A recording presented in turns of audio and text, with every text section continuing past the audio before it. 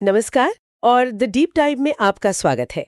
आज हम एक ऐसी कंपनी की दुनिया में गहराई से उतर रहे हैं जिसका नाम टेक्नोलॉजी और मनोरंजन का मतलब पर्याय बन गया है, सोनी। हाँ, बिल्कुल। ट्रांजिस्टर रेडियो से लेकर प्लेस्टेशन तक सोनी ने वाकई हमारे जीने, खेलने और अनुभव करने के तरीके को बहुत बदला है। सही कहा। और इस सफर को समझने के लिए हमारे पास कई दिलचस्प स्रोत भी हैं आज। जी हाँ, एक तो MIT की थीसिस है जिसमें सोनी के इनोवेशन और स्ट्रैटेजिक कदमों का विश्लेषण है। अच्छा। फिर विकिपीडिया से प्लेस्टेशन 2 का पूरा इतिहास है। सोनी के सह-संस्थापक अकियो मोरिटा की सफलता के राज पर एक लेख है। वॉकमैन और ट्रिनिट्रॉन जैसी जो आइकॉनिक टेक्नोलॉजी थी, उन पर जानकारी है। और सोनी ने जो कोलंबिया पिक्चर्स को खरीदा था, उसके कारण और नतीजों का विश्लेषण भी है। और वो रेडिट वाली चर्चा भी है ना, गेमिंग रेवेन्यू पे। हाँ, बिल्कुल, जिसमें सोनी की तुलना निंटेंडो और माइक्रोसॉफ्ट से की गई है। काफी कुछ है बात करने को। तो हमारा मिशन क्या है आज? हम इन सभी स्रोतों से मतलब जो सबसे जरूरी बातें हैं वो निकालेंगे। देखेंगे कि सोनी ने शुरुआत में कैसे धूम मचाई, कैसे ट्रिनिट्रॉन और वॉकमैन जैसे क्रांतिकारी प्रोडक्ट बनाए, हाँ, और प्लेस्टेशन 2 से गेमिंग की दुनिया पर कैसे कब्जा किया। और हॉलीवुड में जाने जैसा बड़ा रिस्क क्यों लिया। बिल्कुल, हम सोनी की सफलताओं को तो देखेंगे ही, पर साथ में उनकी जो असफलताएं रहीं, जो चुनौतियां आईं, उनको भी समझेंगे। हाँ, क्योंकि ये सिर्फ एक कंपनी की कहानी नहीं है, ये इनोवेशन की कहानी है, रणनीति की कहानी है और कैसे टेक्नोलॉजी बदलती है उसकी कहानी है। सही कहा। वो कौन से मुख्य कारण थे जिन्होंने सोनी को इतने दशकों तक आगे बढ़ाया, और किन वजहों से कंपनी को बदलते बाजार में खुद को ढालना पड़ा। तो चलिए इस जानकारी के समंदर में गोता लगाते हैं और सोनी की इस दिलचस्प यात्रा के खास पड़ावों को समझते हैं। क्या आप जानते हैं कि प्लेस्टेशन 2 आज तक का सबसे ज्यादा बिकने वाला वीडियो गेम कंसोल है? 16 करोड़ से ज्यादा यूनिट्स। ये तो बस एक शुरुआत है। जबरदस्त आंकड़ा है ये। तो शुरू करते हैं सोनी के शुरुआती दिनों और उसके मूल दर्शन से। इसकी नींव रखी थी अकियो मोरिटा और मसारू इबुका ने। हाँ, दूसरे विश्व युद्ध के बाद 1946 में। और उनकी पहली बड़ी सफलताएं वो 50 और 60 के दशक में आई, ट्रांजिस्टर रेडियो और टीवी से। उन्होंने क्या अलग किया था? देखिए, MIT थीसिस इसी पर जोर देती है। उन्होंने सिर्फ नई टेक्नोलॉजी नहीं बनाई, वो तो और भी लोग कर रहे थे। अच्छा। उन्होंने उस टेक्नोलॉजी को लिया और उसे आम आदमी के लिए सस्ता और पोर्टेबल बनाया। पहला पॉकेट साइज ट्रांजिस्टर रेडियो, पहला छोटा पोर्टेबल टीवी। मतलब इनोवेशन के साथ साथ एक्सेसिबिलिटी पर भी ध्यान दिया। बिल्कुल। इससे हुआ ये कि उन्होंने बिल्कुल नए बाजार ही बना दिए, और इसमें अकियो मोरिटा का जो विजन था वो बहुत अहम था। हाँ, मोरिटा के दर्शन के बारे में काफी कुछ कहा जाता है। उत्कृष्टता पर जोर, मतलब क्वालिटी में बेस्ट होना है, R&D में लगातार पैसा लगाना और जोखिम उठाने की हिम्मत। मोरिटा पर जो लेख है वो भी यही कहता है, उनमें गजब की मार्केटिंग स्किल थी और सोच हमेशा ग्लोबल रही शुरू से ही। सही। और एक और खास बात थी उनमें, वो असफलताओं से सीखते थे, डरते नहीं थे। जैसे वो बीटा मैक्स वाला किस्सा है ना। हाँ, बीटा मैक्स। तकनीकी रूप से शायद वो VHS से बेहतर था, पर बाजार में हार गया। क्यों? कई कारण थे, पर एक बड़ी वजह थी कंटेंट की कमी। VHS पर ज्यादा फिल्में उपलब्ध थी। मोरिटा को बाद में ये बात समझ आई। अच्छा। उन्हें लगा कि अगर हमारे पास अपना कंटेंट होता, अपनी फिल्में होती, तो शायद बीटा मैक्स जीत जाता। और इसी सोच ने बाद में कोलंबिया पिक्चर्स के अधिग्रहण में भूमिका निभाई होगी। बिल्कुल, ये दिखाता है कि वो हार को भी एक सबक की तरह देखते थे। ये बहुत बड़ी बात है। ये इनोवेशन का जज्बा हमें सोनी के कुछ सबसे यादगार प्रोडक्ट्स की तरफ ले जाता है। सबसे पहले ट्रिनिट्रॉन टीवी, एक ऐसा नाम जो सालों तक टीवी मतलब सोनी, सोनी मतलब ट्रिनिट्रॉन जैसा हो गया था। हाँ, ट्रिनिट्रॉन तो कमाल था। देखिए, उससे पहले जो कलर टीवी आते थे, खासकर अमेरिका में, RCA का शैडो मास्क डिजाइन चलता था। उनकी तस्वीर थोड़ी धुंधली और कम चमकदार होती थी। अच्छा। सोनी ने पहले क्रोमेट्रॉन नाम की एक टेक्नोलॉजी पर दाव लगाया था। वो ज्यादा ब्राइट थी, पर बनाने में बहुत महंगी और मुश्किल साबित हुई। कंपनी को काफी नुकसान हुआ उससे। तो वो फेल हो गया एक तरह से। हाँ, कमर्शियली फेल हो गया। लेकिन फिर 1968 में उनकी टीम ने ट्रिनिट्रॉन का आविष्कार किया। इसमें क्या अलग था? इसमें 3 अलग-अलग इलेक्ट्रॉन गन की जगह एक ही गन इस्तेमाल होती थी, और शैडो मास्क की जगह वर्टिकल स्लॉट्स वाली अपर्चर ग्रिल थी। उससे क्या फर्क पड़ा? नतीजा, तस्वीर कहीं ज्यादा चमकदार, शार्प और वाइब्रेंट थी, और उसका लुक भी अलग था। स्क्रीन थोड़ी घुमावदार होती थी। हाँ, मुझे याद है वो लोग। इसने सोनी को एकदम प्रीमियम सेगमेंट में डाल दिया। उन्हें इसके लिए एमी अवार्ड भी मिला। वाओ। हाँ, हालांकि कुछ लोग शिकायत करते थे कि स्क्रीन पर 2 पतली हॉरिजॉन्टल लाइनें दिखती हैं जो ग्रिल को सपोर्ट करती थीं, पर ओवरऑल क्वालिटी इतनी जबरदस्त थी कि लोग दीवाने थे। तो ट्रिनिट्रॉन ने घर के लिविंग रूम को बदल दिया, लेकिन फिर आया वॉकमैन, जिसने मनोरंजन को घर से बाहर निकालकर हमारी जेब में डाल दिया। हाँ, वॉकमैन तो एक पूरी कल्चरल घटना थी। इसकी शुरुआत कैसे हुई थी? क्या ये भी मोरिटा का आइडिया था? कहानी ये है कि मोरिटा लंबी फ्लाइट्स पर ओपेरा सुनना चाहते थे, लेकिन उस समय के पोर्टेबल कैसेट प्लेयर बहुत भारी और बड़े होते थे। अच्छा। तो उन्होंने अपने एक होनहार इंजीनियर नोबुतोशी किहारा को एक छोटा हल्का स्टीरियो कैसेट प्लेयर बनाने को कहा, सिर्फ प्लेबैक के लिए, रिकॉर्डिंग के बिना। और किहारा ने बना दिया? हाँ, उन्होंने प्रेसमैन नाम के एक छोटे मोनो रिकॉर्डर को मॉडिफाई करके एक प्रोटोटाइप तैयार किया और 1979 में लॉन्च हुआ TPS L2 वॉकमैन, छोटा सा बैटरी से चलने वाला हल्के हेडफोन के साथ। ये तो क्रांतिकारी था। पहली बार आप कहीं भी कभी भी अकेले में अपना पसंदीदा संगीत सुन सकते थे। बिल्कुल, पर्सनल पोर्टेबल म्यूजिक का कॉन्सेप्ट ही नया था। लेकिन क्या कंपनी में सब लोग इसे लेकर उतने ही उत्साहित थे? नहीं, बिल्कुल नहीं। शुरुआत में बहुत शक था। मार्केटिंग टीम को लगा कि बिना रिकॉर्डिंग फंक्शन के कौन खरीदेगा, और ये हेडफोन लगा के पब्लिक में कौन घूमेगा, अजीब लगेगा।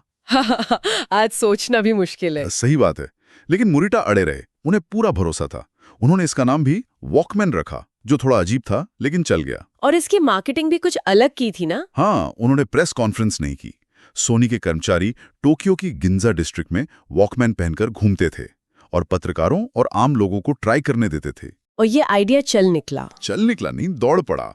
वॉकमैन एक ग्लोबल फिनोमिनल बन गया। ये सिर्फ एक गैजेट नहीं था, ये 80 के दशक का फैशन आइकॉन, यूथ कल्चर का हिस्सा, आजादी का प्रतीक बन गया। हाँ, अपनी जिंदगी का साउंड ट्रैक बनाने की आजादी। इसने पर्सनल इलेक्ट्रॉनिक्स की पूरी इंडस्ट्री बदल दी और आगे चल के MP3 प्लेयर्स और स्मार्टफोन्स का रास्ता खोला। वॉकमैन और ट्रिनिट्रॉन जैसी सफलताओं ने सोनी को इलेक्ट्रॉनिक्स का बेताज बादशाह बना दिया।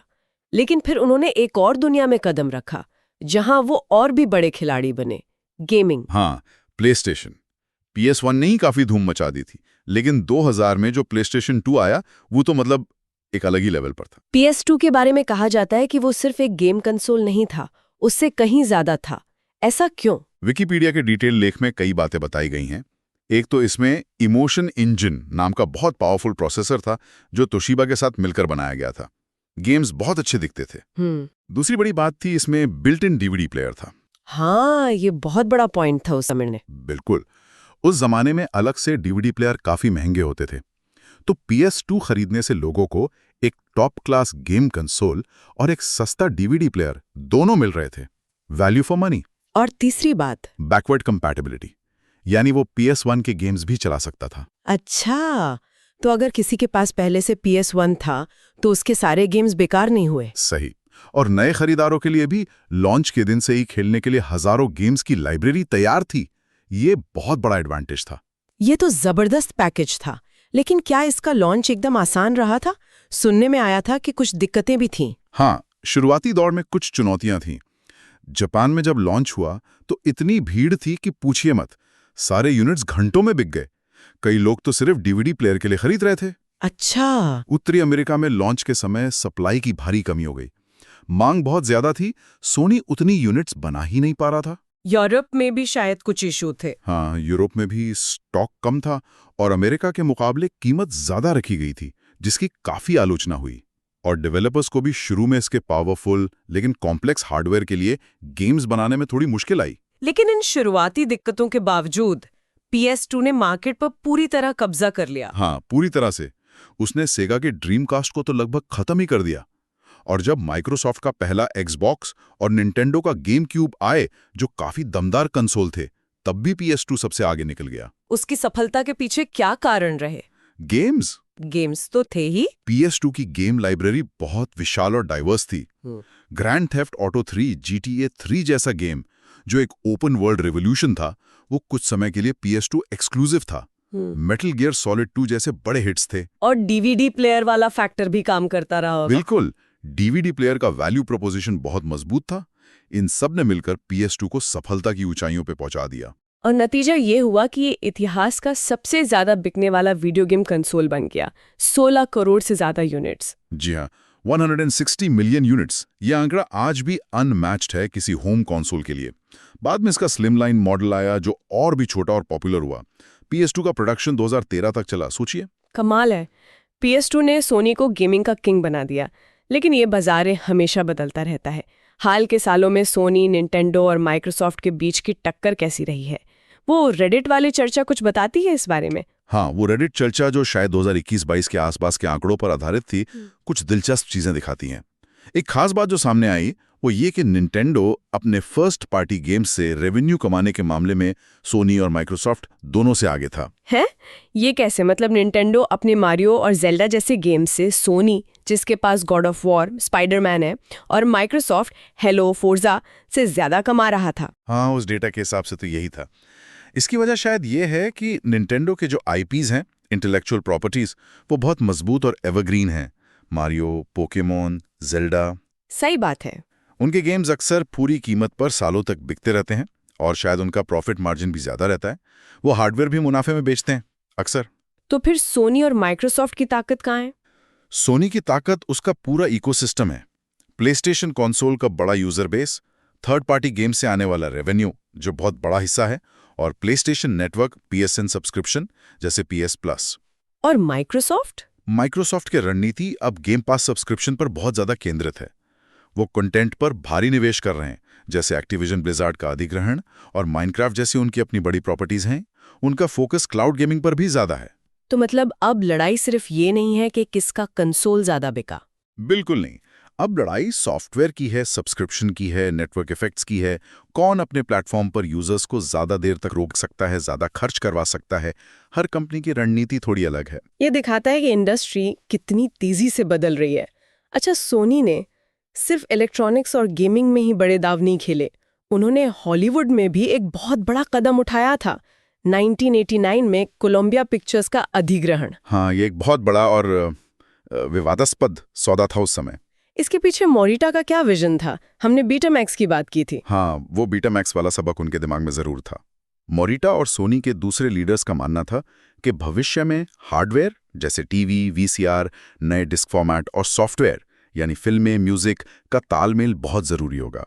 मतलब अगर कंटेंट भी अपना हो तो अपना हार्डवेयर बेचने में मदद मिलेगी। बिल्कुल, वो ये कंट्रोल चाहते थे।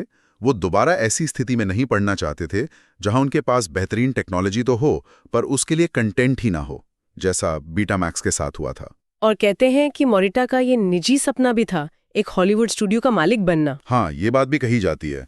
जापान की एक कंपनी का हॉलीवुड के सबसे बड़े नामों में से एक को खरीदना ये उस समय बहुत बड़ी बात थी। एक तरह से ग्लोबल महत्वाकांक्षा का प्रतीक भी था। लेकिन ये हॉलीवुड का सफर सोनी के लिए फूलों की सेज साबित नहीं हुआ ना। शुरुआत में काफी दिक्कतें आईं। अरे बहुत दिक्कतें आईं।